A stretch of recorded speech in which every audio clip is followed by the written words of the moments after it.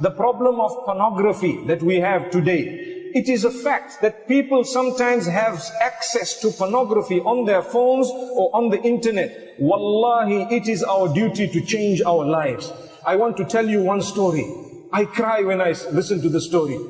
One boy, he passed away in a car crash. And this is in a Muslim country.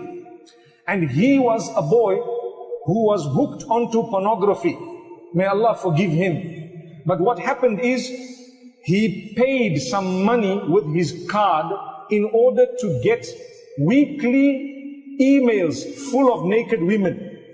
So his friends told him that, we don't want to all pay. Why don't you pay, and when the email comes to you, you can send it to us.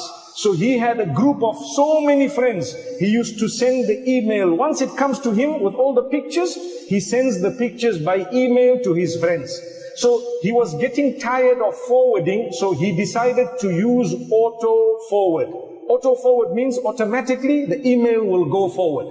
So he died in the car crash.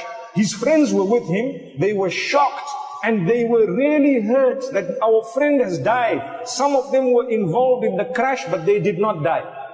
So what happened is, a few days later, when they met at his house, they were crying so much because they said to the sheikh, that Sheikh, every week we are getting emails from this man, but he is now in his grave.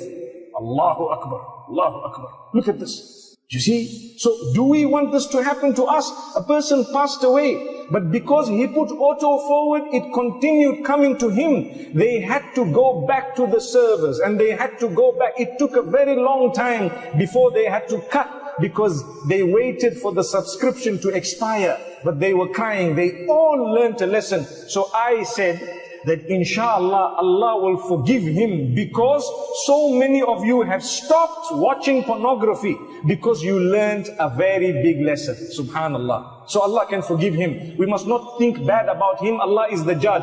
We are not there to judge anyone. So we ask Allah, but we learn a lesson. So I say in Ramadan, think about it. Those who have bad habits, if we die whilst we are engaged in something very bad, it will be an embarrassment for us. We'd rather become better people as we go. One day, I was sitting in one lecture of a very senior sheikh, and he said, think about how long you want to live.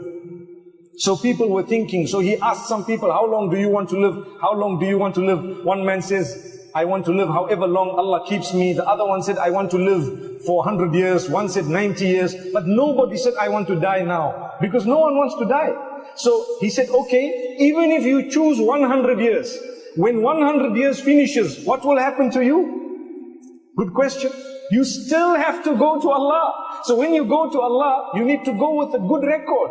So try your best to earn the pleasure of Allah.